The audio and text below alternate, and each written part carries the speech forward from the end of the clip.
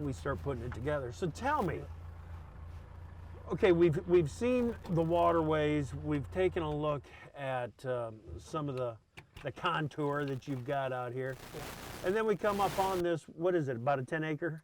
Yeah, we got about 10 acres here. About 3 acres here in this little piece, and around the corner by the trees over there is another 6.5 or so. So Okay. about 10 acres. It was in oats. We ended up not getting the oats combined. They kind of went down on me, so we just rolled them up and baled them. Yeah. There's kind of a mix, pasture mix of some grasses, alfalfa, clover in here. Yeah. Kind of what I was thinking, more like a horse mix. Yeah.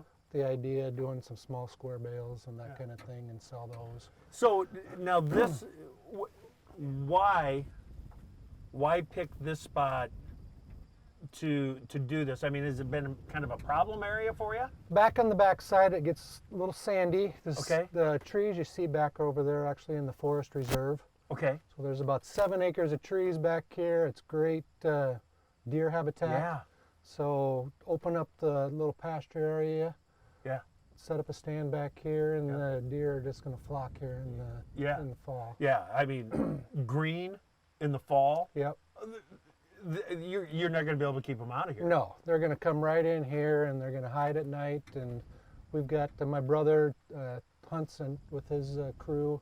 Yep. And so they'll stake out back here and kind of clean up. Okay. Now, this is more of a permanent solution than just a cover crop. Right.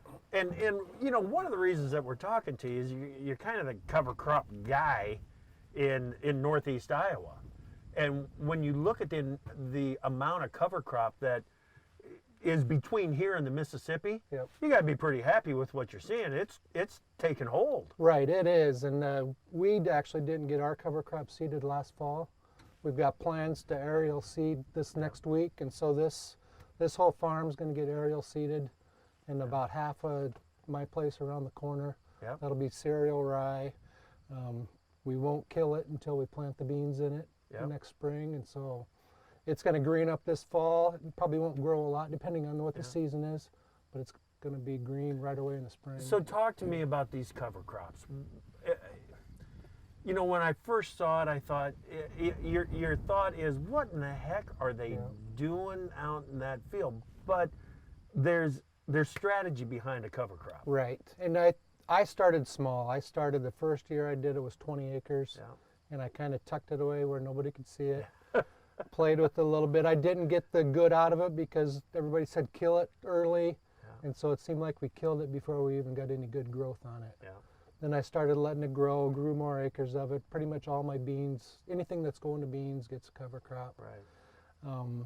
It really holds the soil. Yeah. We can see it across the fence where there's cover crop, where there isn't, more erosion. Even in season, a couple years ago we had about a 2-inch rain in like July. There was soil splashed up 1.5 feet on the plants that didn't have a cover crop. Right. Nothing on the plants that did have a cover crop. Yeah. So, but I think better plant health, and we've really been able to see a reduced herbicide need, especially on water hemp. Really? Where I have a good stand of cover crop, we can get a good pre-emerge and a burn down, and that's pretty much a herbicide for the year. Wow. We don't have to come back.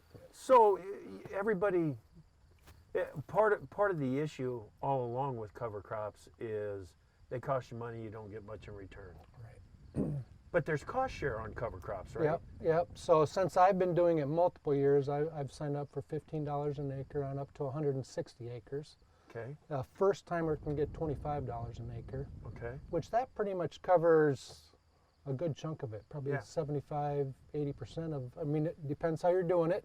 Yeah. I figure this year it's going to cost me about $28 an acre to fly it on, about a bushel of rye an acre. Yeah. And that $15 cover crop or cost share, we're more than making it up. If we can skip a herbicide pass, we've paid for it. Right. So all of a sudden, we've gone from these cover crops being, why would I do that? It's costing me money, to wait a second. Yep. When you take everything into consideration, long run, it's a cost savings. Right, exactly. And we're not losing anything on bean yield. How phenomenal is that? We've got it's a voluntary effort. Yep. It's all about nutrient, holding on to the nitrates in particular, Right. and water quality issues. Yep. And it's, you and I have talked about this 100 times. It's the farmer getting out in front of it before it's mandated. Right, exactly. If we can show that we're doing it and why we're doing it and it works, Yeah. and we're building organic matter over the long term, we're going to hold more nitrogen, more nutrients in the future if we can have a higher organic matter. Right, right. So long-term plans for a farm like this. When you combine this is all sloping downhill to a waterway, isn't it? Yep. A little creek down here. Yeah. It's a perfect spot for it. Right.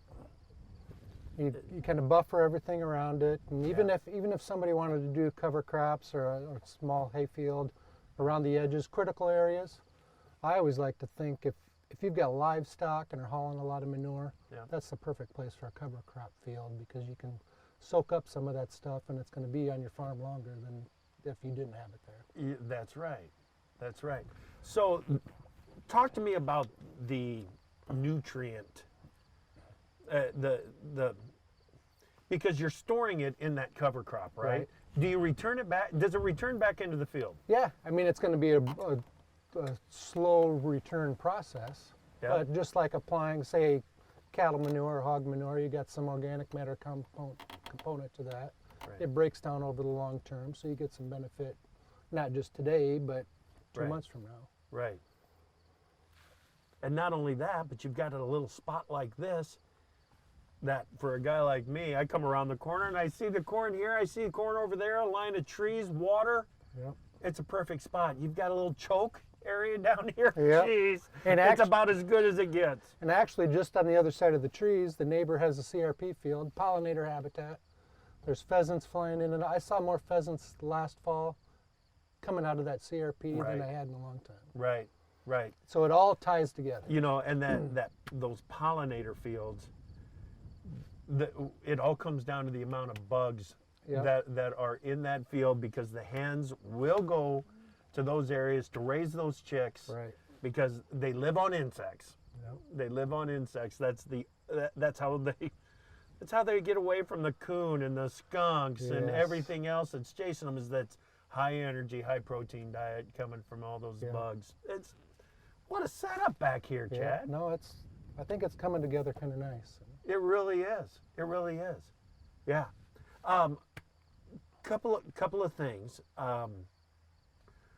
When we talk about the efforts to control the runoff and improve the water quality, there are permanent solutions, but these year-to-year efforts, the cover crops, they're as equally important. The permanent solutions are great because they work for you every day. Right. But the annual things that you can do out there, like a cover crop, every bit helps. Yep, exactly. And you can get some benefit out of it. Yeah. Sure, it's going to be an annual cost, but if you can reduce some expenses elsewhere, you're building organic matter. Some of these edge of field practices, they're there every day, but they cost money. Right. And the farmer gets no benefit out of them. Right. Unless it's a wetland or something that they can get some hunting or kind of feel good about it. Yeah. But if it were put into practice at the edge of the field, the farmer gets zero benefit. All the benefits going to the public. Right. Right. Yeah, this is, you got to be excited about the progress that Iowa farmers are making on cover crops and water quality, aren't you? Yeah, and we see it more all the time. When I started doing cover crops, I was the only one in the neighborhood doing it.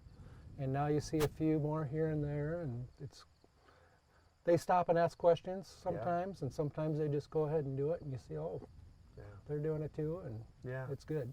Yeah, and it's all, the bigger the effort, the bigger the individual effort is great. But multiple efforts across multiple farms, that's where you really start to see the benefits. Yep, you can see, especially the wildlife, if they've got a place to escape into the next farm and the next farm like that, and kind of get a corridor going. Yeah. It really helps out. I know a couple years ago when we planted beans late and the cover crop got 3-4 feet tall. I kicked out more does and little fawns that spring because they were using the cover crop Sure. for fawning. I've never seen that before. Pretty cool. Yep. Pretty cool stuff.